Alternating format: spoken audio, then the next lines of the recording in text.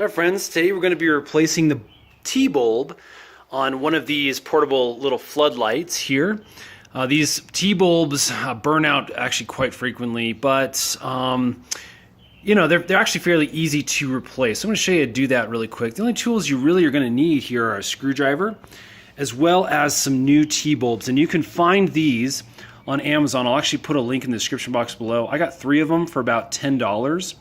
And as you can see, it's the J78 T3 model, and it's good for the 110, 120 volt, 130 volt, and then the 250 watt, which is what this specific flood takes. Now, you can usually look on the inside of these little floods, and you can see the type of bulb that it takes. You can basically, up in here, it says Type T, 250 watt.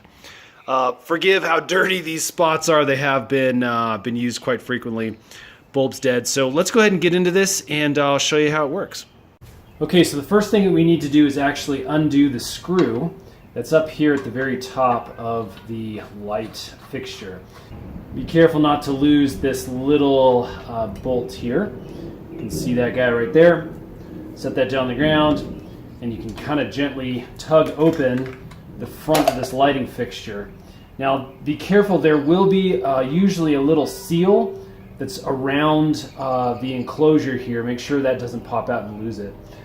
Basically from here, what you can do is just kind of come in with your fingers, and you'll have to kind of, it's on a spring system, so you have to push on one side to loosen it up. And as you can see, that comes out really, really easily. In fact, if you look close, you can see how inside the bulb it's just been fried, which is obviously why this thing is no longer working. So that's the old bulb. I'm going to go ahead and throw that away, and we'll get the new bulb out. Okay, here's our new bulb. Comes in a little bubble wrap. And basically what we're going to do is put this guy right back in place of where the other one came out. Now be a little cautious. Don't get your fingerprints on the actual main filament area here. Your fingerprints leave oils, and when this thing heats up, it gets really hot, and those oils can actually make this this burst. So again, do your best not to touch that. Okay, what I'm going to do is come in here and just push on that spring on one side. Gives us enough room on this other side here where that will just slip in. And there you go. That's nice and in place now. And we're going to go ahead and just reverse the process.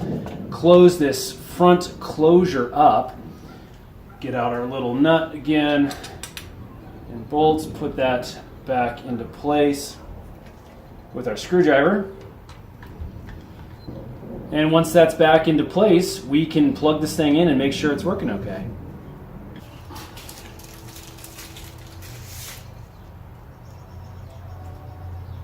All right, now that we have it plugged in, I'm going to go ahead and turn the switch on that's in the back here, and we'll see if we get some light. There we go. Looks like we are shining, good to go, up and ready. I'm going to go ahead and fix this other guy. You can see the bulb in here is actually shattered, which is really bad. So I'm going to replace that one so I have 2 working floodlights again. Hopefully that helps, friends. Hit that subscribe button. We got a lot more tips, tricks, tutorial videos coming up soon. Thanks for watching.